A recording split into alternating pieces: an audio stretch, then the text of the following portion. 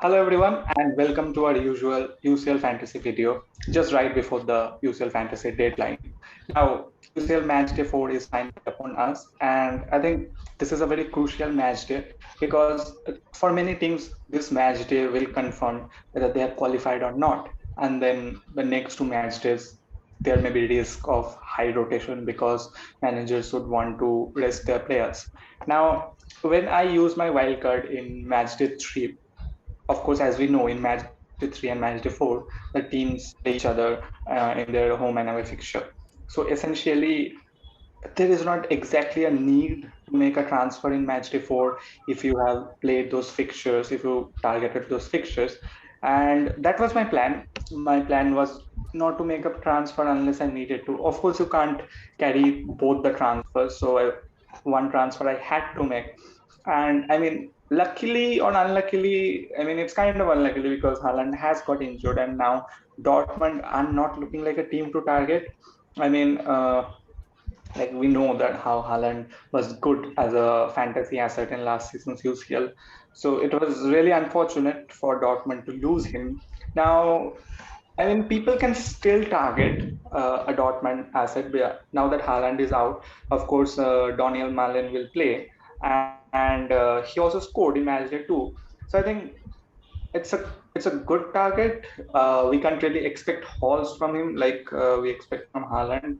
So, but not the Ajax fixture though, because I don't think without Haaland, Dortmund can beat Ajax. I mean, with Haaland only, they couldn't beat him.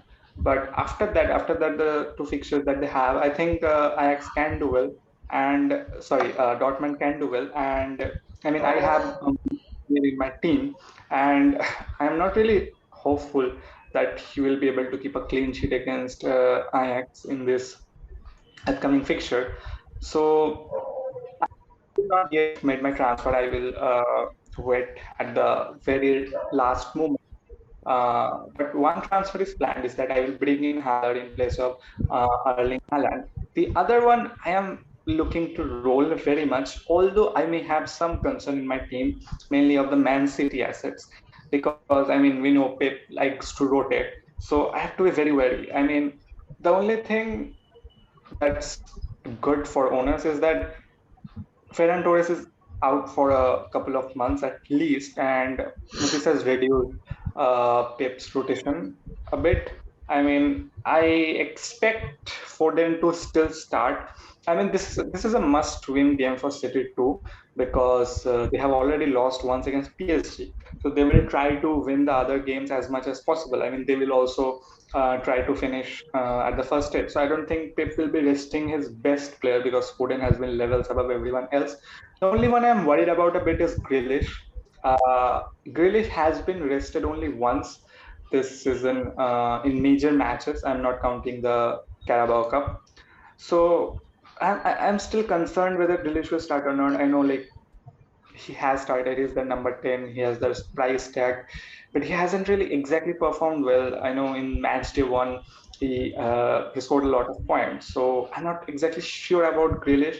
I mean, I wish the Man City fixture was at a time so that we could get some early team news or something, but that's not the case, so I can't really bank on that. And I just hope that Grealish start. I can like only hope. The one player that of course will be certain to start is Mahrez, because like he's like Pep's go-to man in Champions League games. Mahrez always starts in the Champions Leagues and then gets rested subsequently in the Premier League. So that's one I'm a bit worried about. Laporte also, I mean, will Pep start him now that he has been shown a red card and will miss the next match? Or will he try to play John Stones and make him comfortable with the partnership so that he can play John Stones again in the, against United? Now, that is also we have to keep in mind because the next game coming up is against United. And yeah, I mean, will Pep be looking to rest players before that huge fixture? That is also we have to keep in mind. I hope Laporte will start. I think, I mean, it's clear that Laporte is the favored choice for Pep this season. I mean, John Stones hasn't, and kind of surprising really that John Stones hasn't made it into the starting 11 this season. So I'm still expecting Laporte to start. The one that I'm really concerned about is Cancelo. I don't have Cancelo, but maybe, I mean, Cancelo has played a lot of games on a long run.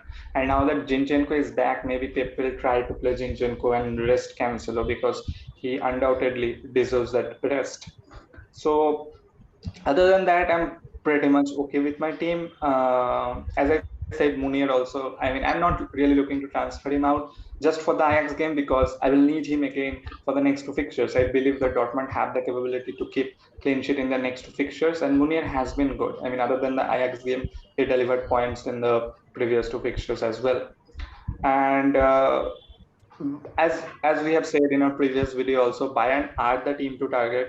I think like Sane, Lewandowski, and Nicolas Sula, even like those who have Kimmich, Alfonso Davies, I think like they're pretty sorted. Like a triple up on Bayern is looking like the way to go. Like they're scoring goals, like the midfielders, the strikers. I mean, mm, Kingsley Coman and Thomas Muller haven't been a lot, but Sane has been on a really great form, and I think like people, I mean, I was one of those who had the gut feeling to go captain on Sane, but instead chose to go with the safer option Lewandowski because Lewandowski at least guarantees one goal.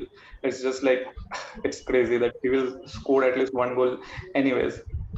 So Lewandowski, obviously, I'm keeping, and other than that, I think like Danjuma, they face young boys. So I'm hoping that Villarreal will score. And even after that, they have got Atlanta and at last United. So I'm not really too worried about him. I am really looking to hold my transfers and then make the changes in game week 5. Kamavinga is also, it was kind of an, honestly, Kamavinga was kind of a wishful thinking transfer because I know like he scored a goal in match day one, coming as a substitute, and which was kind of unexpected, really. So Yeah, it I was think he wishful. assisted. The goal Yeah, was yeah. scored by Rodrigo. Yeah. Yes, yes, sorry. He assisted and he got those points. It was kind of a wishful thinking, really, that he will like score a goal or give assist or give the ball recovery points, but he didn't even start. So that's also something I may look to change. Let's see. And Sevilla, I mean, again, I mean, I think Bono is a pretty cheap goalkeeper who starts, who I can rely on for clean sheet points, and I think Sevilla have found their groove. So let's see. Another player that I'm worried about is kind of Aspilicueta. I know he did not play the last match. I think he was probably in the bench and he had been nursing an injury, but he's back fit now. And since he did not play in the last match, I'm totally expecting him to start. And Chelsea fullbacks, I mean, Reece James and Chilwell, it's kind of tricky to say whether they will get rested because I mean with Tuchel and Pep, it's always tricky to say who will get rested. But I'm expecting Aspilicueta to start. N- Yeah. Nuno Mendes, I mean, I think Nuno Mendes is kind of a steal, like at 4.5 million, getting a starting defender for PSG who is so attacking. I mean, it's kind of sad that PSG did not keep a clean sheet in the last match, or like Nuno Mendes did not get an assist or something because he's so attacking and he's good on the defensive side too. I think like he is a great asset to have, just an exciting asset to have because after all, I mean, we play fantasy football for the fun. So he's really a great player to own. So yeah, that's my team. I mean, I have Adeyemi on the front line too, and this is something that I'm thinking of. I won't bring a expensive striker in place of Haaland because I think the expensive strikers, yes, they will score goals, but will they all? I think the balance is not there when I play three expensive strikers at the front. So I think the money is better invested in midfield. And I mean, I'm looking forward to bring Salah from match day 5 after I know like he can still score against Atletico Madrid now that they are playing in Anfield itself. But I will hold off on that and get in Haaland now, and then Salah maybe in the next game day. Ademi, honestly, I mean, I don't think no anyone expected him that he will go on such a scoring streak. I mean, he did not. He hasn't hauled or anything, but he has scored consistently in three of his matches. So I'm looking forward that he will score in this one too. Yeah. So yeah, that's my team. So let's go over your team now. How are you feeling about your team?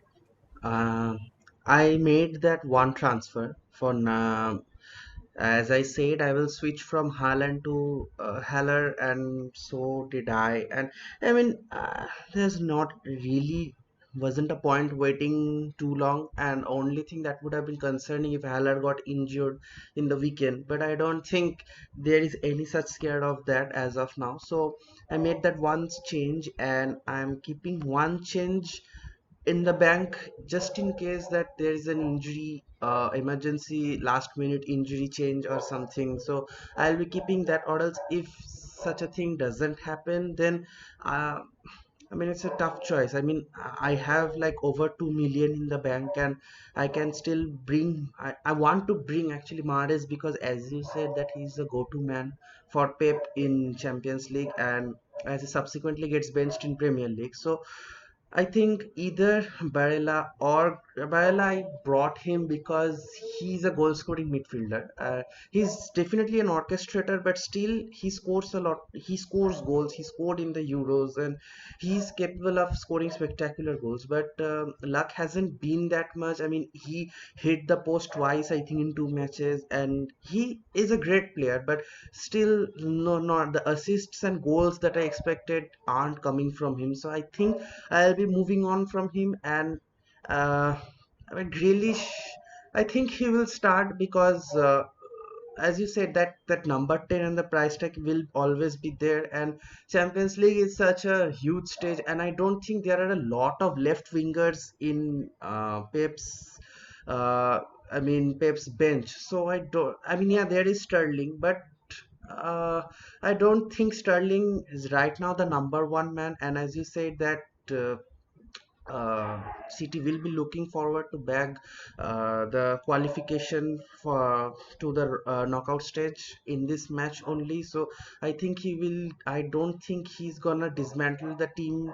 And I mean, Grealish, Foden, and Mahrez are kind of his front line in the Champions League. He has gone with that in that last tie against Club Brugge. So, and especially that Pep doesn't have a proper number nine. I mean, there is Jesus, but he's playing in the right wing, and he gets rested in the Champions League, and Mahrez starts his in right wing. So I don't think that Foden has a real big rotation scare as of now, both in Premier League and in Champions League, because first of all, Kevin De Bruyne isn't at all in his form as he is supposed to be. He's isn't in form, and Ferran Torres, of course, he's now suffering a long-term injury. So I think uh, Jesus isn't starting at number nine. So Foden definitely playing the false nine position. So I think he will start. And Grealish, I think, I mean, I'm gonna play the hunch, and I'm gonna say that he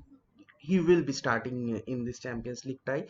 And I mean, I have two options: either make that straight swap from Grealish to Mahrez, and or I can swap for Barella for Mahrez and have two City assets, because it's Club Brugge and it's in Etihad Stadium. So the thing is that, as you said, the Grealish does start most of the matches. He has started almost 95% of the matches, but he isn't returning the points that you would expect from an attacker. He's playing a tad bit deeper role, allowing the wingbacks to uh, play a more advanced role. I mean, we saw Cancelo playing left back, and he was more advanced than Grealish against Club Brugge in that away fixture. So that's one concern, definitely.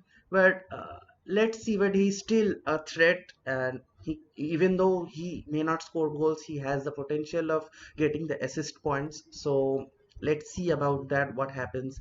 And the rest of the team, my defense, my forward line, I think I'm quite satisfied with that. In defense, of course, Bayern, as you said, Bayern triple up is the go-to tactic right now for UCL fantasy.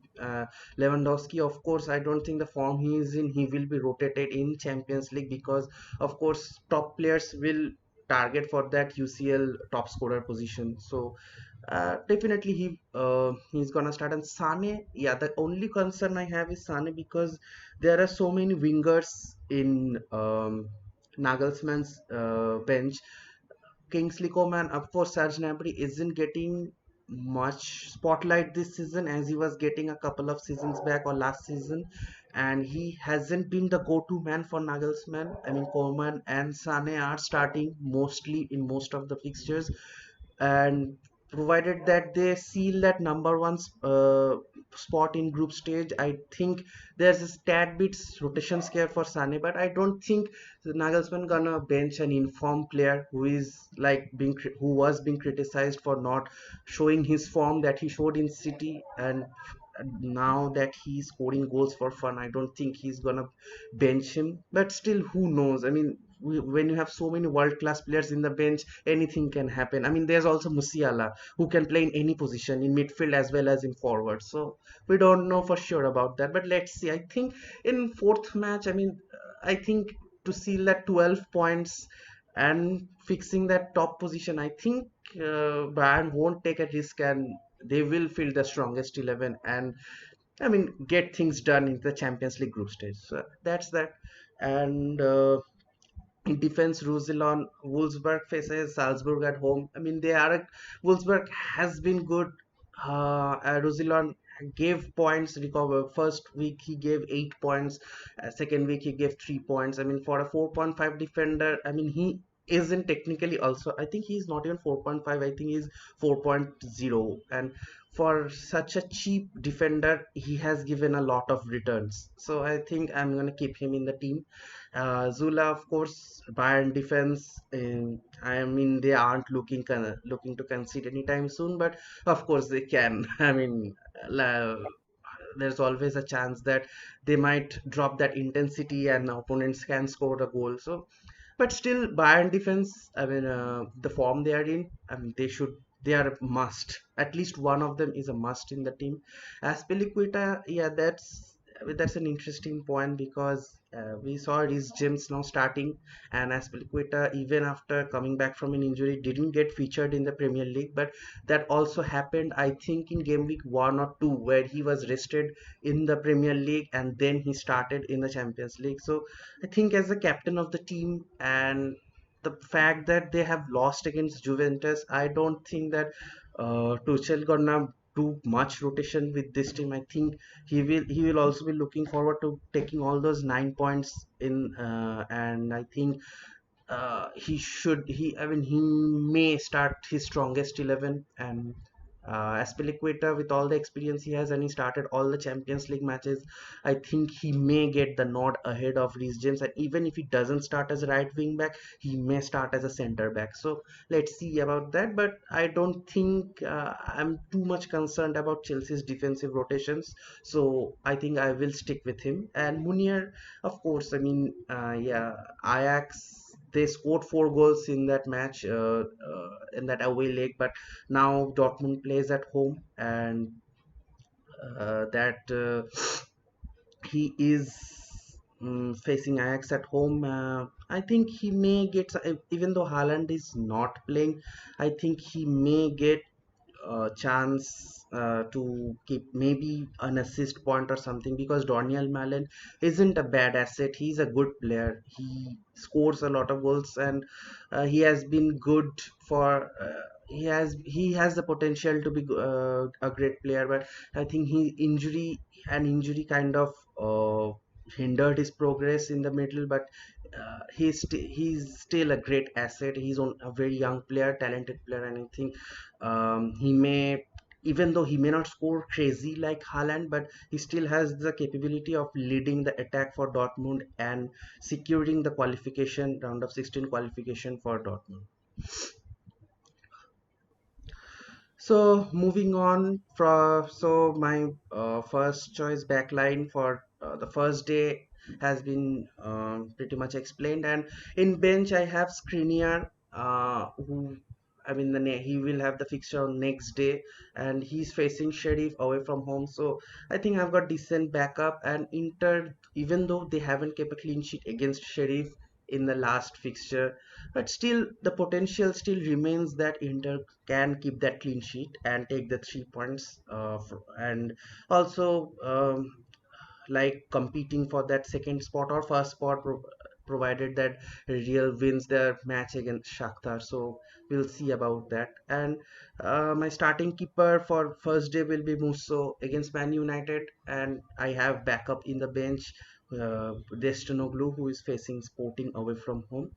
And apart from that, in forward, of course, I explained Lewandowski and Haller selection, and the only one remains is that Mbappe. Mbappe, they're facing away from home against Leipzig. I mean, he was the player of the match last in the last tie. He scored a goal, missed a penalty, earned a penalty. So I think he's still the main attacking threat, provided that Messi did have 3 goals now for PSG. He scored both the goals against Leipzig, and eventually the winning goal too. And still, Messi, I don't think has kind of fit into the team at the moment. I mean, he's getting along slowly and steadily, but I still he has a lot to catch up with the team. I mean, uh, matching the frequency, getting along with other in and reading the game and everything, all that. So still, so and Neymar also, he has been on and off, kind of a bit tad bit inconsistent. So I think the biggest threats right now from the PSG attacking side is Mbappe, who is kind of scoring vital goals. But I think he can do a lot better. We have seen in the past seasons that um, he has scored for fun against opponents like this in the Champions League, and comparing to that, he hasn't hit the ground running that efficiently in completely Champions League point of view. Provided that all the transfer drama that went on and all his interviews, and it's kind of probable that a player who is kind of in his last year of contract and isn't much motivated to play for PSG. I mean, things can change in future definitely, but kind of all of these things are happening, so it's probable that it affects a player's mentality. So, and we can cut him some slack that yeah, okay, it may not be one of the best seasons. So, but still, I think even all these factors considered, he's still a huge threat, and of course, he's such a prolific goal scorer, and I mean, he will be my captain for the first day because PSG plays on the first day. Uh, I think Bayern also plays in the first. I don't think Bayern plays in the first day. I'm not really familiar with the fixtures, so we'll see. So No, it's probably on the first day because I think it's like it alternates, and yeah, last match day they played on the second day, so yeah, it's yeah, yeah. probably match day. Yeah, yeah. So that's that. So okay. So that was my overview, and of course, and one midfield remains Seward, who's 4.5 priced defensive midfielder for Salzburg. He got an assist last week. I mean, that kind of uh, helped me reaching that 80-point mark. So, and yeah, that's the complete team. And in to summarize everything, I have transferred from Haaland to Heller, and one of Grealish or Barella will make way for Mahrez, and as long as there isn't a injury, I mean last minute injury update. So yeah, Yeah, I think like those are really very good transfers. I think like they're spot on. One player that I'm considering is Vinicius Junior. Honestly, I mean, if he was a midfielder, I would have brought him in straight away. Since he's a forward, I'm kind of thinking because I also want to bring in Haller. And the thing is, I always say that form over fixtures, and Vinicius has both form and fixtures. And of course, he's also a chief forward. yeah, So yeah, yeah. thinking that how to fit him in. Maybe not this week, but if I see that Adem is not scoring or something happens, maybe next week. I mean, Vinish definitely. He's one of them who's going under the radar in terms of Champions League. He scored a brace against Shakhtar, and he's been absolutely great form in the league too. And fixtures definitely are really kind to him. He's facing Shakhtar at home now, so I mean, there are even more chances that he's gonna continue the form. And I think he's one of the players. Who is kind of right now not prone to rotation, because I mean Hazard, I mean with all his injuries and form out of form and falling out with the manager and everything, I don't think he's starting anytime soon, especially in Champions League. I mean he's not even getting a place in league matches.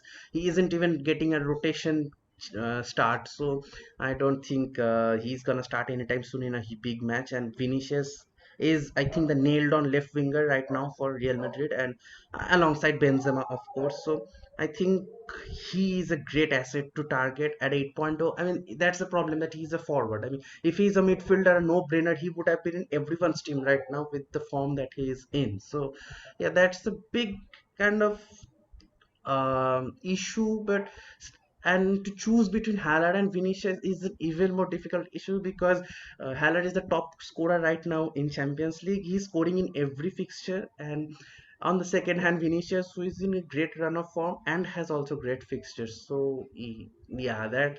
So, let's see. I mean, I already brought in Haaland, so I hope things work out for you pretty well. Mm. Yeah, yeah. I mean, it's a good problem to have, and Yeah, I yeah, mean, yeah. it always gives us an option in match day 5 and 6, or maybe in the knockouts too. Yeah, yeah, yeah, definitely. So we will conclude our video here and wish you all very best for match day 4 and hope you scored a lot of points. Thank you for watching. Thank you, guys.